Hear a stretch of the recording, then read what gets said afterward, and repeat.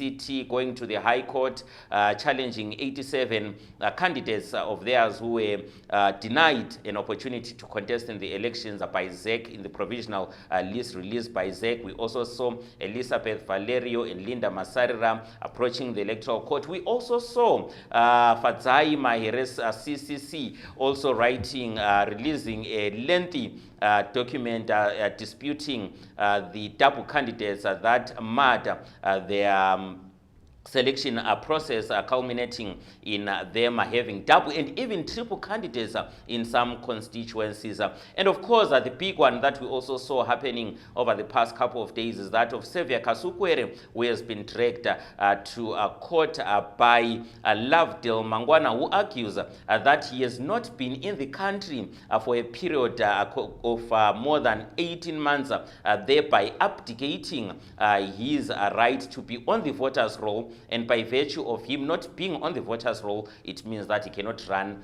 for any office. So, Reginald Shoko, quite a lot has been happening. But I want us to start with the presidential candidates. We did see Ambassador Rodney Kiwa, who is the deputy chairperson of the Zimbabwe Electoral Commission, speaking to one of the TV stations in Zimbabwe, and gave a list of 11 names that successfully made it. We saw the last election we had about 23, and now we are on 11. Why is that so? Good morning to the viewers. I think the pertinent issue, we all know that has been the nomination fees. Most candidates complained about that being too much, the 20,000 for presidential, and others even went to court. Court then ruled in favor of ZEC in terms of the nomination fees being legal. And we also know that there are other political players who believe the 20,000 is nothing for someone who wants to be president. So it is the very reason why we have a lesser candidate, presidential candidate, in the ballot this election compared to the previous election. Is the money that ZEC said must be paid by anyone who desire to contest for presidential elections. So while we were having the nomination court process happening in a trade called in Bulawayo, we did speak to Professor Mthuli Ncube, who was, when we posed that question, his quick reaction was surely, well, it was with regards to the 1,000 for the MPs. He says, any person who says that they want to represent the people surely should afford 1,000. Yeah, I think surely they must be able to pay 1,000, but also government also need to be fair. We are in a multi-currency system. They must then accept the payment in also in RTGS on the prevailing rate of the day of the nomination. And we've seen an argument from other candidates saying we paid in RTGS and we were said to have not paid. But we're in a multi-currency system. We have to appreciate all currencies. If people paid in the local currency, like one presidential aspirant leader, he said he paid a couple of millions and in your RTGS, which is the local currency, and on the rate of the day, it's acceptable, and that needs to acknowledge the payment as money paid. Because once we then say US dollars and we stand to US dollars, we're simply preaching multi-currency at the same time when we are dollarizing. All right, I am with Reginald Shoko, and of course we are discussing issues to do with the harmonized elections which are slated for the 23rd of August, and the 11 candidates that were said to have successfully filed their papers by Ambassador Rodney Kiwa, President Emerson Mnangagwa of ZANU-PF, Mr. Joseph Makamba Busha of Free Zimbabwe Congress, Mr. Nelson Chamisa of Citizens Coalition for Change, Mr. Trust Chikohora of ZCPD, Mr. Blessing Kasia Muru of ZIPP. Others are Mr. Xavier Kasukwere, an independent candidate, Professor Love Momaduku of NCA, Mr. Wilbert Mbayiwa of NPC, Mr. Kunyayi Henry Muzorewa of UANC, Douglas Monzora of MDC, and Wilson Harry Peter of DOP. Now, one of the candidates there is one Xavier Kasukwere, whose obviously candidature has been topical. He's a former cabinet minister under ZANU-PF. He's a former ZANU-PF political commissar. But the man has been in exile, so to say. And we did see Mangwana, they loved making an urgent chamber application to say, his nomination, for ZEC to accept his nomination, it was erroneous. And as such, it must be set aside because the electoral law says that you must be resident. You must not, you must ordinarily be resident in Zimbabwe, and Xavier Kaskwera has not been in Zimbabwe for a period of 18 months. Yeah, I do appreciate that we all have a right to approach court when we feel aggrieved. And in terms of the law, you need to be resident ordinarily for 18 months continuously to participate in any election. We leave it to the court, especially today, the fact the court will make a determination whether on the favor of Kasukwere or Mangwana in terms of how they want to interpret the challenges that are now. In terms of the election, we're already in election season. I think this is not law, but I'm talking from an election point of view, that this is politics. One will have wish that they allow him to contest just for the integrity, because now what will happen, there will be a lot of noise across about the election themselves if he is stopped by a technicality which is legal. Legally, I think he can contest in terms of the law. We'll see his arguments that he brings and how the court outcomes come. But for elections to go ahead, we have always have these disputed elections around technicalities, especially legal. And I think the biggest contention in Zimbabwe is that we have too many lawyers in our politics. But Reginald, of course, Xavier Kaskwere also having studied law. But my question is the law not supposed to be the supreme, decision? If the law says you cannot be resident, you cannot go out of the country and then just come back and say I want to contest the election. That's the law. It's not about what the people think. We have. You see, that's why I said let the court decide. But in this election, in this season, we have seen ZEC also going beyond the law, trying to. I think the whole idea, everyone is trying not to have a disputed election, and giving everyone the long road. But is it okay for us then to break the law in order to say that we want an undisputed election? Because it's the law. No, it's very much true. These are things. I think it's not a law that we've always said to everyone. It's not a law that we all wanted to see in any election field, because somehow it will be used against someone. But the next parliament needs to deal with that. As in terms of law, like I've said and agreed that in terms of law, he cannot contest. But let's wait for the court. All right, so it is about 18 minutes before the hour of 8, and we want to now move on to parliamentary nominations. And we did see, we'll start off with Kautrapaki here in Bulawayo. Mthuli Ncube versus Pasho Spanda. People expecting Makupe to be there, Thokozani, but she is under Senate. I don't know, what's your thinking around issues to do with Kautrapaki, noting that you have a whole minister contesting against a 28-year-old Pasho Spanda in Kautrapaki?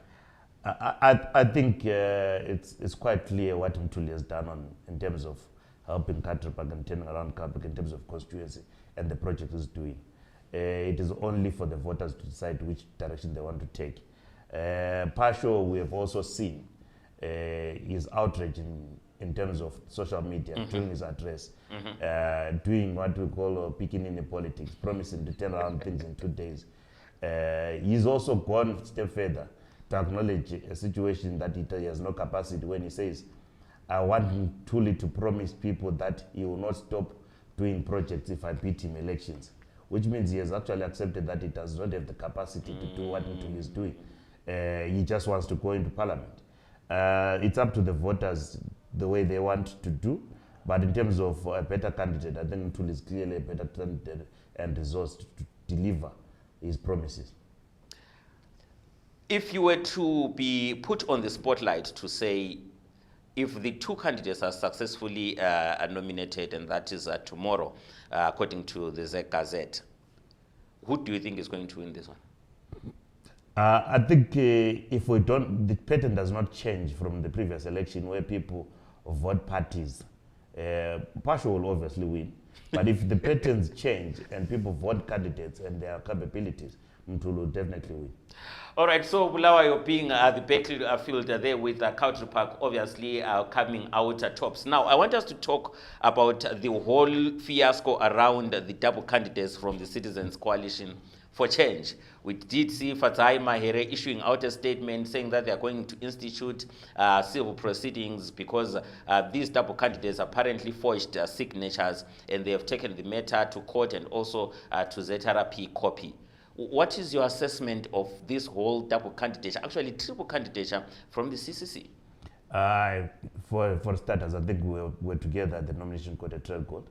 I think the strategy became too ambiguous to its very honors.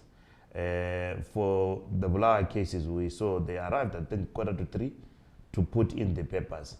And when the papers went in, a mistake was discovered among all the parliamentary candidates that needed to be rectified. And this person who was signing was not there at the trade court. So that obviously opened a manipulation for them to try and make things in time. So they can't then blame a third force, was there the whole time to do their things in order.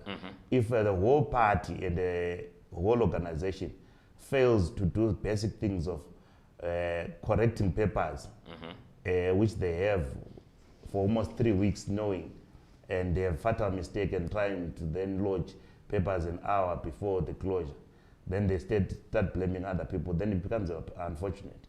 Because I think in their strategy, they failed to underappreciate that structures are very important. And had it been the fact the person who was signing was local and he had verified and run through ZEC like all other parties had done before, would not have this double candidature. Yes, like I've said, unfortunately we are politically having too many lawyers who always seek recourse in political issues at courts, which is unnecessary because this was their own doing. If they had proper structures, they will not have double candidates. And unfortunately, this is a culture that we have seen in the opposition. It's not the first time they have double candidates. So it's not a new creature or a third party to blame. They've had double candidates, and it seems it's growing. They had a lesser number last election, now the number went up. So, and it's even in some cases triple candidates. Yes. You can't then say it's a third party, because the third party will know where to stop. Interesting. I had an interesting conversation with some colleagues of mine where we saw the name of Albert Mhlanga. I think it should be Pumula against Khelesile, and CCC is saying that Albert Mhlanga is not one of them. And people were saying, but we all know that Albert Mhlanga is part of them. So those are some of the issues that are coming out. Now, I want us to focus on the issue of the campaigns. Already, the campaigns are already underway. And over the weekend, we did see ZANU-PF launching his campaign in Chipinge. And then Nelson Chamisa was in South Africa also addressing a rally. What is your take when it comes to the choices of venues by these two political leaders? President Emmerson Mnangagwa launching in Chipinge, Nelson Chamisa campaigning in South Africa.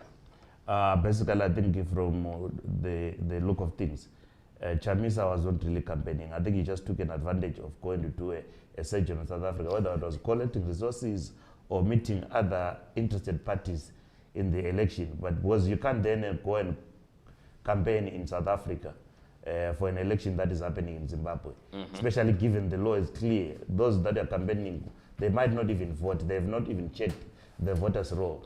It was very prudent for him to go to South Africa to campaign before the gazetting to say, come and register to vote in Zimbabwe. Then it will make sense. For now, I don't know, unless he was going to collect resources or do something. Because generally we know from the talk, you've seen across how the opposition talks, especially my man. He talks the same language with Chamisa. Structuralist party, presidential leader.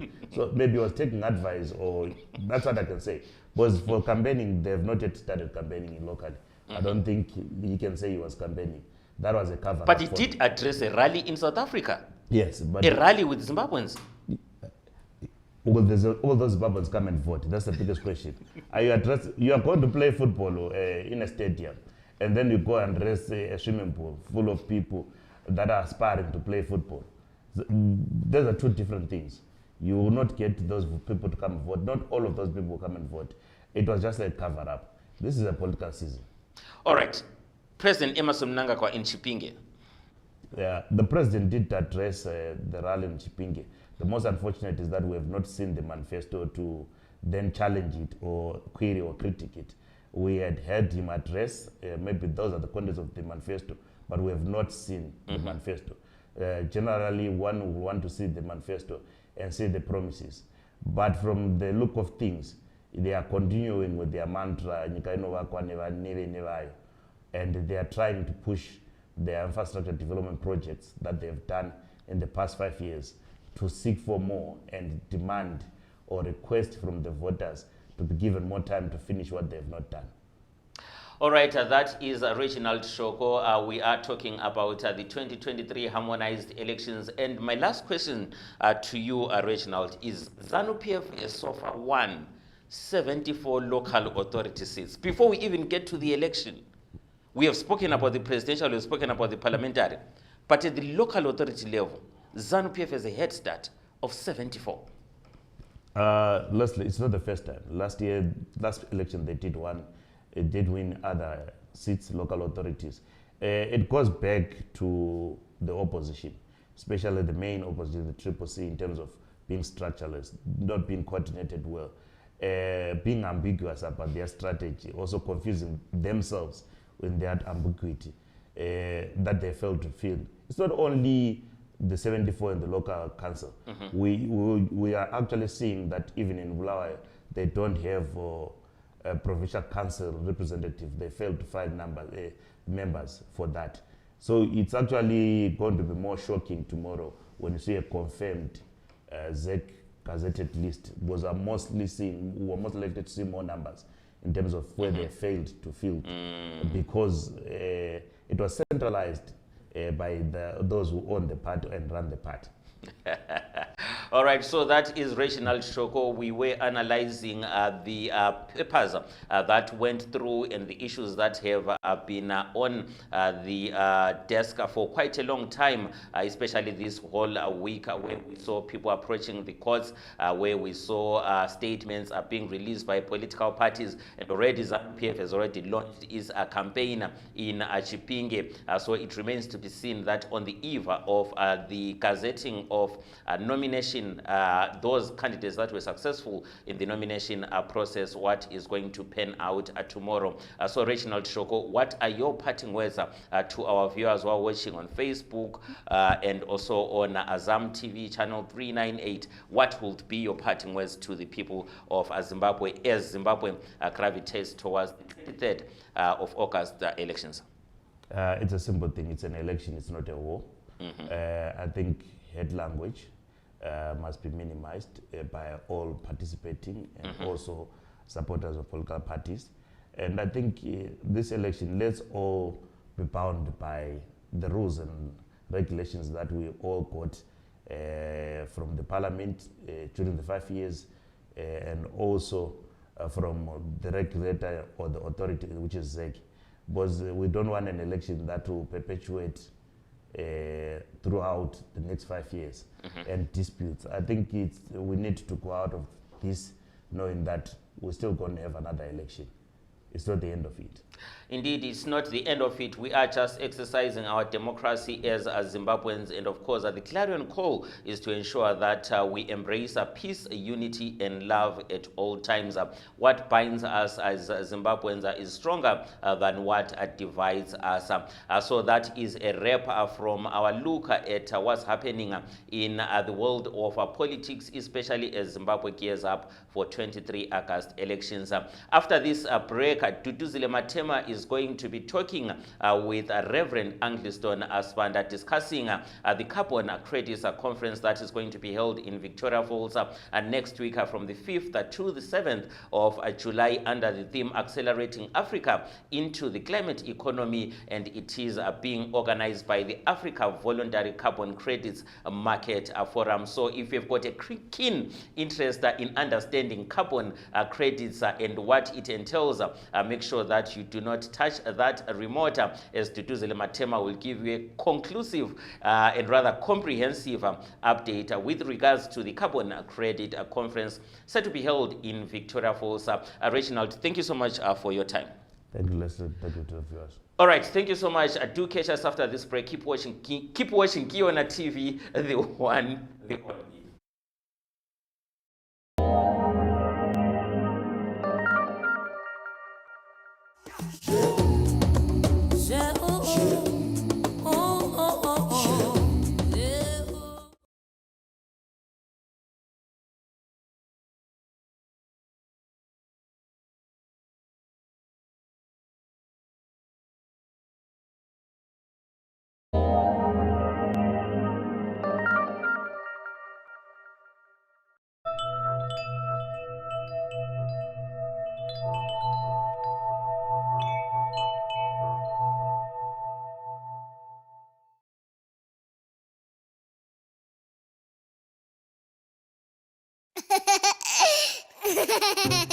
Can you think the names of any kind of drinks? Ingwe will run my hair.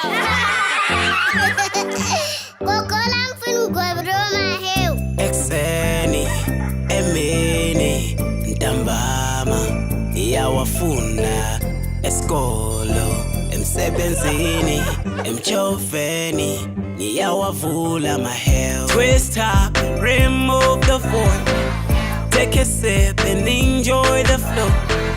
Nana kahole, kakdage, yegudle mbohlele na ngegulambe. Ingwebo Royal Mahel. You won a Mahel hair. Now available in banana flavor.